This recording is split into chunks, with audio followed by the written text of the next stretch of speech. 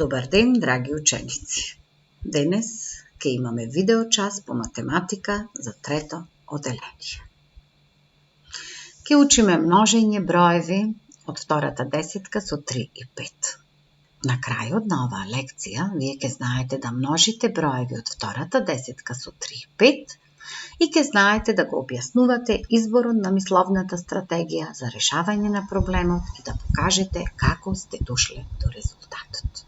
Значи, нешто ново, ќе множиме двоцифрени броеви со едноцифрен број. Сега би ве замолила да стегнете пауза на видеото и да се подготвите за работа. Односно, да си ја земете тетрадката и моливчето и заедно да работиме. Ќе ви поставам еден текстуален проблем и заеднички ќе го решаваме. Следете ме. Во едно пакување има по 3 бонбони. Колку бонбони ќе има во 14 такви пакувања? Најлесен начин за решавање на ваков проблем ни иде кога одма си правиме групи, си цртаме, нели имаме 14 пакувања, значи на 14 места ние треба да си ставиме по 3 бонбони. Односно, задачата ни е 14 по 3 и ние знаеме 14 групи, 1, 2, 3, 4, 5, 6, 7, 8, 9, 10, 11, 12, 13, 14. Во сите тие ќе си ставиме по 3 бонбончина и ќе ги пресметаме колку се вкупно. И уште полесно знаеме кога групираме ние, кога ќе направиме веќе 10 групи, тука ни е многу лесно. Десетката по 3 бонбони, 30 веќе ни се во овај дел, но бидејќи имаме 14 пакувања, ни фалат уште 4 места по 3, на тие 4 места по 3 си добивме 12, и овие 30, и овие 12, пресметавме дека вкупно имаме 42 бонбони. Значи, пресметавме дека 14 по 3 е 42, односно во 14 пакувања вкупно имаме 42 бонбони. Меѓутоа, изгубивме време за цртање, за правење на групи, за цртање на бонбончината, па одбравме да ги цртаме во вид на смайл, што значи малце подолго ја решававме задачата. Но бидејќи сме сега трето оделение, начинов на цртање и групирање беше многу лесен и го имаме веќе совладано во прво и во второ оделение. И сега ќе учиме некој пократок начин, односно ќе одбериме некоја нова стратегија на решавање со правење на шаблон. Ајде, следете ме. Поставуваме задача, пример, да помножиме 17 по 5. Овде викаме дека имаме множење на двоцифрен број со едноцифрен и резултатот е 85. Ајде да видиме како полесно ќе дојдеме до овај резултат, односно ќе го решиме ова множење, а да не цртаме и да не правиме групи и цртање. Одиме. Бројот 17, знаеме дека е двоцифрен, има една десетка, 7 единици и тој може разложено да се запиши, односно да се разложи како 10 плюс 7. Сега, одиме, 10 си го множиме по 5 и 7 го множиме по 5 и добиваме. И 10 по 5, 50, 7 по 5, 35, 50 плюс 35, 85. Значи 17 по 5 е 85. Мислам дека е лесно, меѓутоа, знам дека за вас е лесно, но ако е малце збунувачки за прв пат, сега ќе си решиме заедно повеќе примери и ќе стане се јасно. Може слободно да паузирате, да стегнувате пауза на видеово и да пробате да си решите сами во вашата тетрадка. А потоа продолжуваме со другите примери. Еве нов пример. 14 по 3. Ајде да видиме како сме дошле до резултатот. Бројот 14 го разложуваме на 10 плюс 4 и сега 10 го множиме по 3 и 4 го множиме по 3. 10 по 3 добиваме 30, 4 по 3 добиваме 12, 30 плюс 12 стигнавме до резултатот 42. Значи 14 по 3 е 42. Мислам дека ви е лесно и дека во овај шаблон сме многу побрзи отколку со цртање, групирање. Ајде да видиме.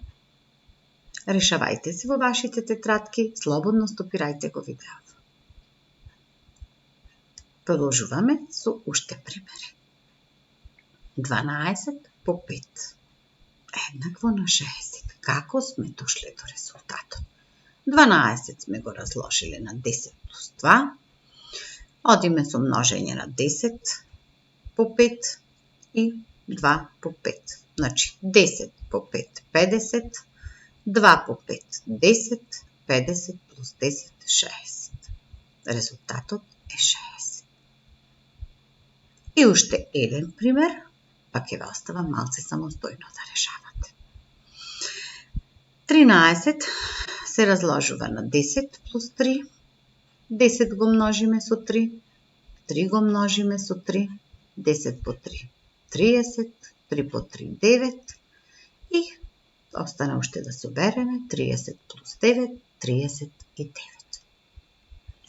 Мислам дека оваа стратегија или оваа шаблонско пресметување ви е многу подобра, бидејќи сте веќе големи, поинтересна и побрзо доаѓате до резултатот. Сега би ве замолила малце да паузирате, да стегнете пауза на видеово и да решите неколку примери. Или поставете си ги сами, или ете некои задачи од учебникот, примери земете си. Решите 3-4 примери, па стегнете плей и продолжите со видеово. Уште еден пример, 18 по 3. Решен, како што досега, значи 18 го разложивме на 10 и 8, го решаваме исто 10 го множиме по 3 30, 8 го множиме по 3 24, 30 го собираме со 24, добивме 54. Но целиот овој шаблон може би веќе ве замори да цртаме стрелки, да пишуваме шаблон. Сето ова, бидејќи вие имате учено за броен израз, ние решаваме секојдневно бројни изрази со помалите бројки и мислам дека нема да биде проблем веќе да одиме на уште подобар начин на решавање, односно целиот овај шаблон да се запише во скратена форма на следниот броен израз. 18 по 3. И сега, нема да цртаме стрелки, него знаеме дека 18 се разложува на 10 и 8 и одиме. 10 по 3, прво си умножиме десетката, 10 по 3, множиме плюс 8 по 3, односно 8 единици по 3, добивме броен израз, знаеме дека преднос има множењето и решаваме 10 по 3. 30 плюс го препишуваме, 8 по 3 извршуваме операцијата множење, 8 по 3 24 и остане уште само собирање 30 плюс 24, дојдовме до резултатот 54. 54. Значи, точно решено, а ние напишавме само една редица, односно решивме еден броен израз. Мислам дека сите ја совладовме техникава на множење на двоцифрен со едноцифрен број. Слободно решете си неколку примери, па продолжете го видеово понатака. Сега би ви поставила една текстуална задача. Ајде да видиме како ќе се снајдеме со примена на множењето на двоцифрен со едноцифрен број во текстуалните задачи. На едно дрво има 5 гранки. На секоја гранка има по 3 гнезда. Колку вкупно птици има на дрвото, ако во секој гнездо има по 3 врапчина? Секогаш напоменувам дека кога решаваме текстуални задачи, мора да ја прочитаме повеќе пати. Еднаш целосно и потоа одиме реченица по реченица. Никогаш не се решава текстуална задача со едно читање, бидејќи не можеме да запамтиме колку барања има и што бара. Прв пат ја читаме целосно и потоа одиме постапно. Викаме. На едно дрво има 5 гранки. На секоја гранка има по 3 гнезда. Значи, ние имаме решаваме 5 гранки по 3 гнезда е еднакво на 15 гнезда. 5 по 3 го представивме со броен израз, добивме 15 гнезда. Се враќаме пак на читање на задачата. Колку вкупно птици има на дрвото, ако пак во секој гнездо има по 3 врапчина? 15 гнезда, најдовме дека се 15 гнезда по 3 врапчина, вкупно имаме 45 птици. Затоа што 15 по 3 си пресметуваме дека е 45. Но, како пресметавме? Да се подсетиме. 10 по 3, 30, 5 по 3, 15, 30 плюс 15, 45. Меѓутоа, можеме сето тоа да го прикажеме во еден броен израз. Поставуваме. Како што читавме. На едно дрво има 5 гранки. Пишуваме 5. На секоја гранка има по 3 гнезда. Си додаваме по 3. Колку вкупно птици има на дрвото, ако во секој гнездо има по 3 врапчина? Овде си ставивме загради, бидејќи тука се работи за гранките и дека на секоја гранка има по 3 гнезда. И овој дел веќе ќе ни каже колку гнезда имаме. Овде ќе добиеме колку гнезда. Меѓутоа задачата продолжува. Во секој гнездо има по 3 врапчина и после тоа само додаваме на бројот на гнездата што ќе ги добиеме, да си додадеме на секој гнездо да помножиме по 3, односно да пресметаме во секој гнездо по 3 врапчина, колку вкупно ќе имаме врапчина или птици. И сега решаваме правило на броен израз. Прво се ослободуваме од заградите, односно го решаваме она што е прво во заграда. 5 по 3 е еднакво на 15. Го препишуваме по 3, 15 по 3 е еднакво на колку? На 45. Овде веќе ве оставам самостојно со шаблон да го решите 15 по 3, односно да ми покажете како дојдовме до 45. Еве уште еднаш усно само ќе ве подсетам. 15 го разложуваме на 10 плюс 5, го множиме 10 по 3, го множиме 5 по 3. 10 по 3 е 30, 5 по 3 15, 30 и 15, 45. Зошто не ви ја нацртав шемата?